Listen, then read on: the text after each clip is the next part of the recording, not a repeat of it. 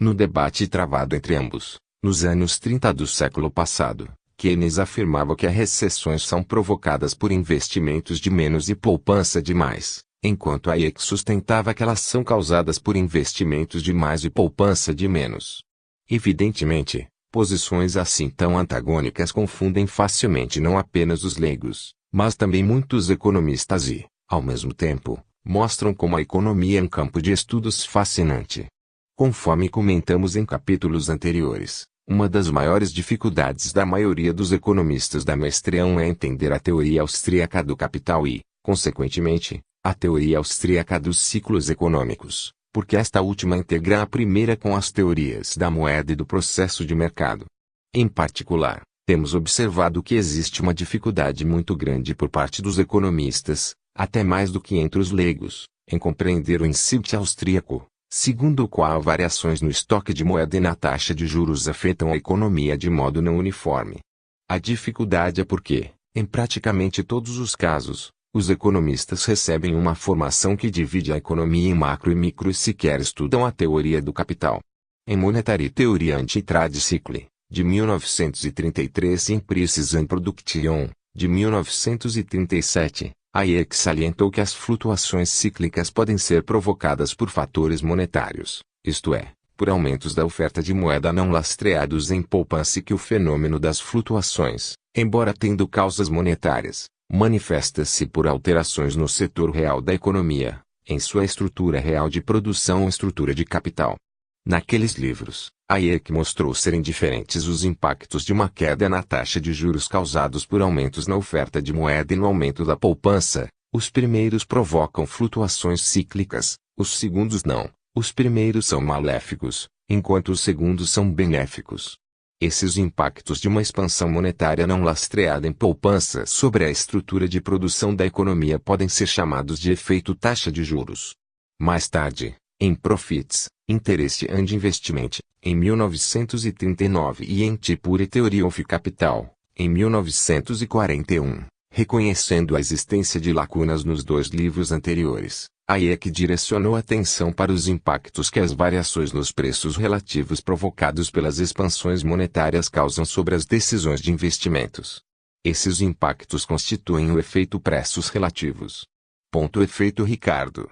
Os dois efeitos são plenamente compatíveis um com o outro e ambos acontecem no contexto do chamado efeito Ricardo, para o qual há duas interpretações. A original, formulada por David Ricardo no início do século XIX e a proposta por Hayek. Segundo a teoria do valor-trabalho, que Ricardo importou de Adam Smith, os preços relativos são determinados pela quantidade de trabalho requerida para produzir cada produto.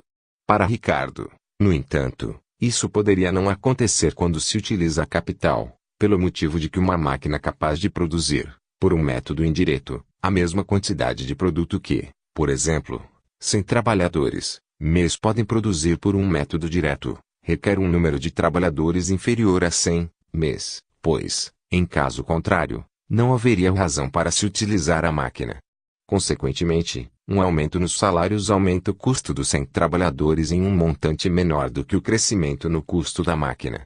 O efeito Ricardo refere-se ao fato desse aumento de salários, ao mesmo tempo, encorajar a substituição de homens por máquinas e diminuir os preços dos bens produzidos com o uso da máquina relativamente aos preços dos bens produzidos por processos mais diretos, sem a sua utilização.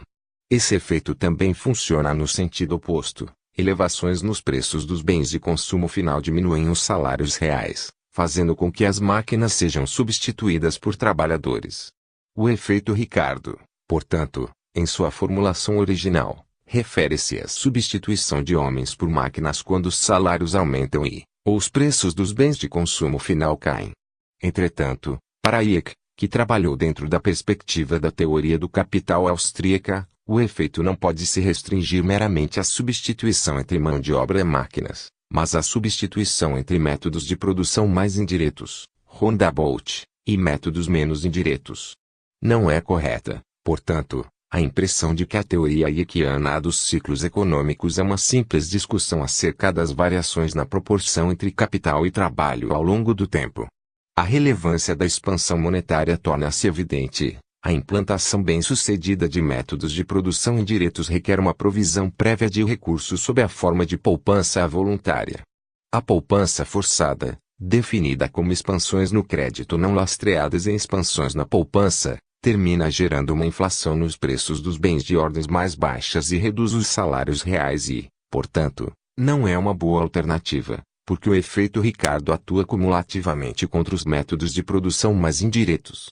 Por isso, um boom de investimentos desencadeado por expansão monetária está fadado ao fracasso. As políticas keynesianas ditas de pleno emprego são implausíveis, exatamente por causa do efeito Ricardo. Em resumo, o efeito Ricardo original refere-se à substituição de homens por máquinas, quando os salários nominais aumentam ou os preços dos bens caem, enquanto o efeito Ricardo hayekiano diz respeito à substituição de métodos mais indiretos por métodos menos indiretos, em decorrência de aumentos salariais ou quedas nos preços. As proposições de Hayek. Para efeitos didáticos, podemos resumir as principais proposições de Hayek. Primeira, as recessões são causadas pelo encurtamento dos processos de produção, efeito concertina, cuja causa principal é o fenômeno da poupança forçada que, por sua vez, é provocada pela nova moeda posta em circulação, cujos efeitos benéficos são temporários.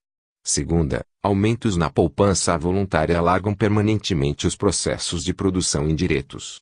Em contraste com Keynes, poupar faz bem à economia. Terceira, um aumento na demanda de bens finais causado por um crescimento não neutro na oferta de moeda encurta inevitavelmente os processos de produção, efeito concertina, e leva futuramente, também inevitavelmente, a uma recessão na economia.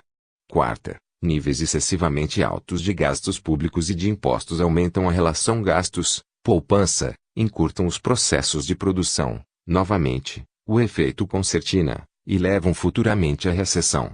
Quinta, a oferta de moeda não deve variar, exceto o necessário para contrabalançar as variações na velocidade de circulação, os efeitos provocados pela integração nos negócios e as eventuais mudanças em métodos de pagamentos.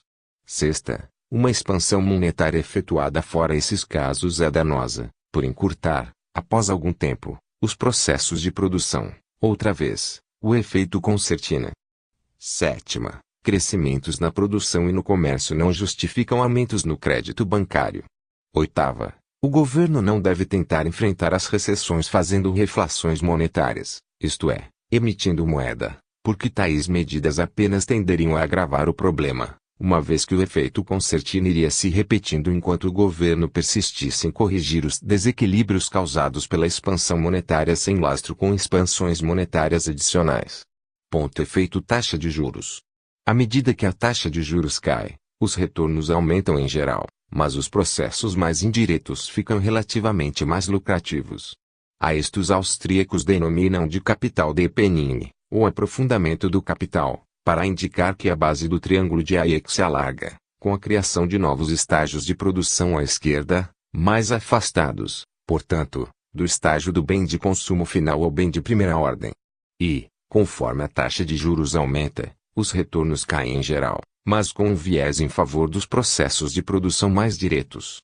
Nesse caso, tende a acontecer um estreitamento da base do triângulo de Hayek, ou capital shallowing.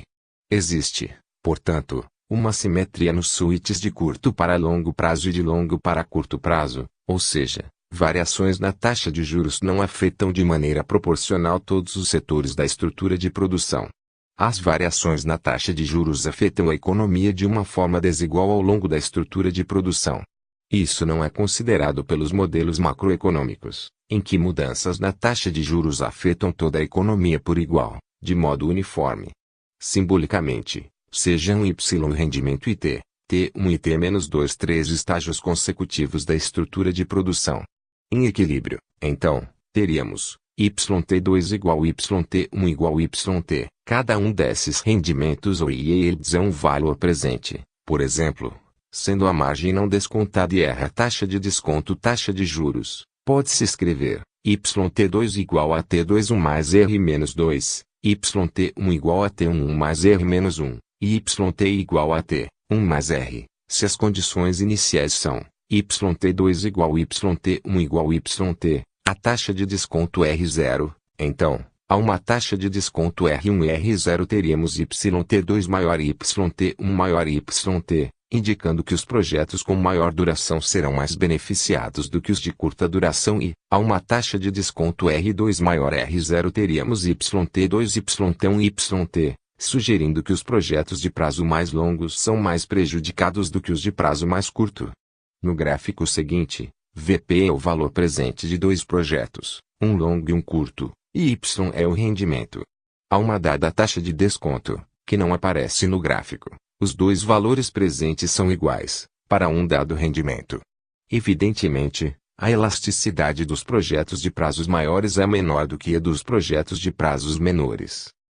Efeito preços relativos.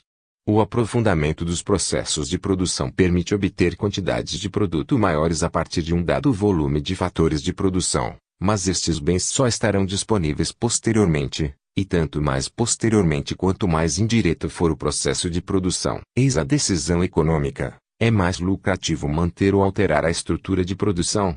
A resposta vai depender da comparação entre o preço recebido pelo bem final e os preços que devem ser pagos pelos bens intermediários. Tomemos o caso de uma expansão na oferta de moeda. Ela reduz a taxa de juros, o que aumenta o grau de rentabilidade, isto é, acontece um alargamento da estrutura de produção.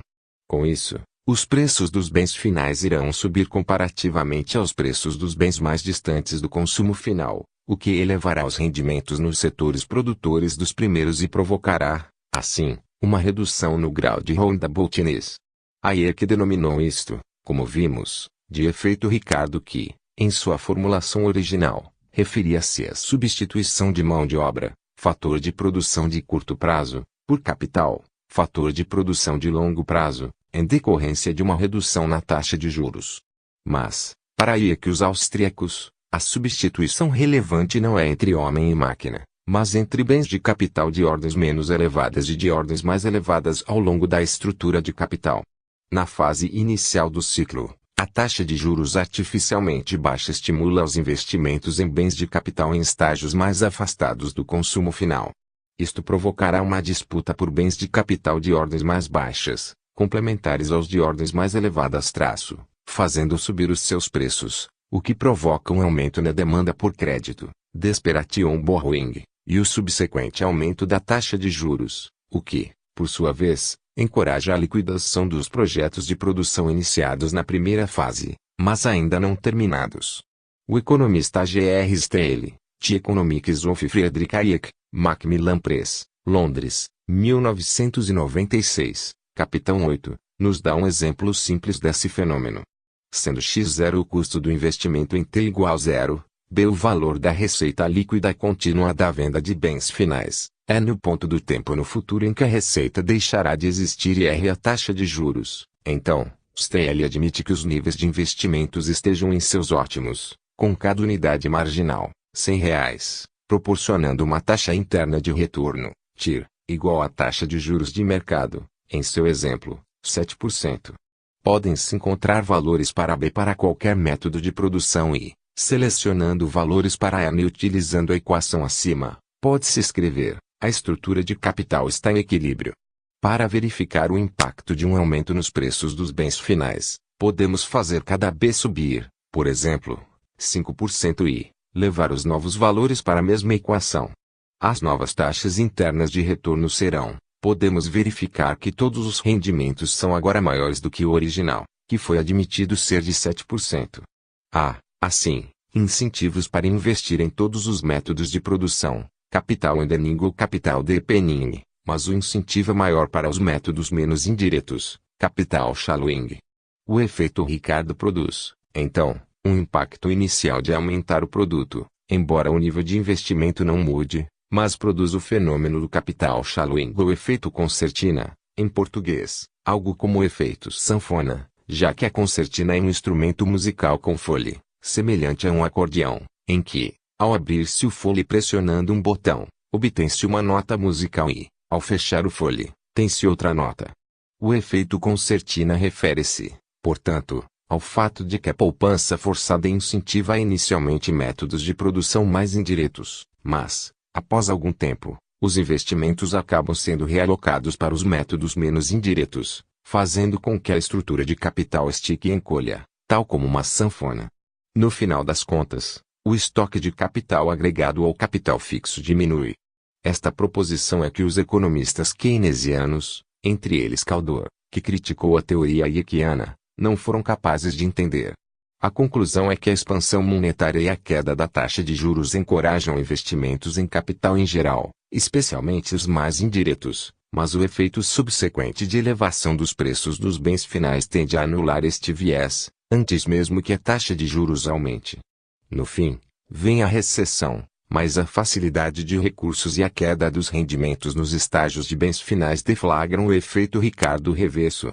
E começam novamente a se tornar atrativos os investimentos em métodos de produção mais indiretos. O boom artificial induzido pela expansão monetária provoca, após algum tempo, então, distorções consideráveis na estrutura de produção. Mesmo antes do aumento na taxa de juros, as subidas nas taxas de retorno fazem com que projetos e investimentos que pareciam lucrativos tornarem-se não lucrativos e serem abandonados. Quando a taxa de juros subir, o que acontecerá em decorrência da disputa pelo crédito entre os setores mais próximos e os mais afastados dos bens de consumo final, ocorrerá uma aceleração nesse processo. Adicionalmente, os efeitos da queda na renda nesses setores agora não mais lucrativos causarão queda na demanda de bens de consumo final e mais desemprego.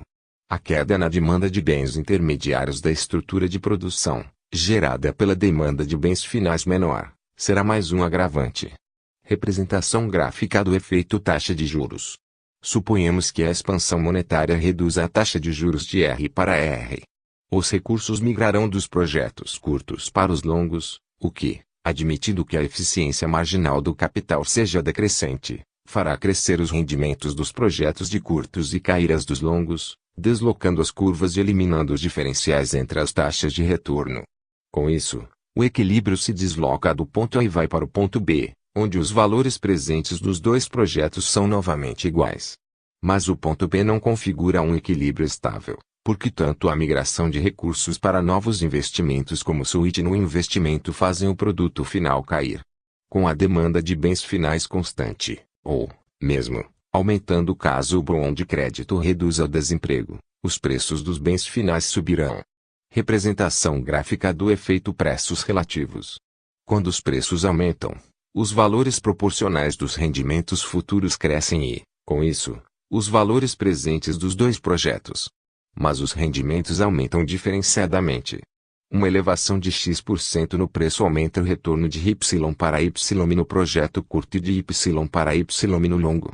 Se não houvesse limites para os fundos de investimentos, o equilíbrio, a nova taxa de desconto de R, iria do ponto A para o ponto °C. No entanto, como os recursos são limitados, o incentivo provocará um switch dos projetos de longos para os curtos que, dado que a eficiência marginal do capital é decrescente, fará o yield do projeto longo subir e o do projeto curto cair, o que deslocará as duas curvas. Comparativamente às curvas que se cortam em °C, a curva do projeto curto se desloca para baixo e a curva do projeto longo se desloca para cima. A nova combinação ótima de investimentos ocorrerá em um ponto como D, que admite, por sua localização, que não haja variações no fluxo de investimento. Conclusões.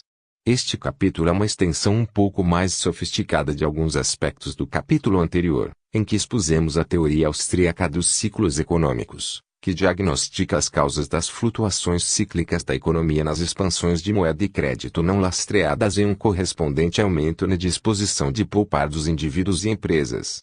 Ao ingressar na economia, a moeda nova provoca o efeito de diminuir a taxa de juros e, assim, estimular os projetos de longa maturação mais do que proporcionalmente aos de curto prazo.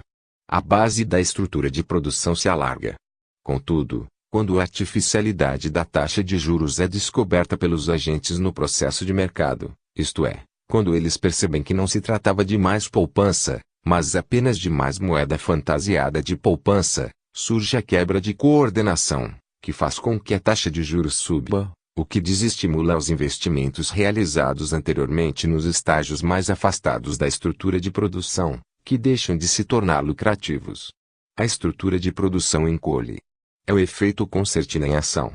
O efeito Ricardo Hayekiano não diz respeito à substituição de trabalhadores por máquinas no decorrer dos ciclos, mas à substituição de métodos mais indiretos, roundabout, por métodos menos indiretos, em decorrência dos ajustamentos impostos ao setor real da economia pela ausência de coordenação provocada pela poupança forçada.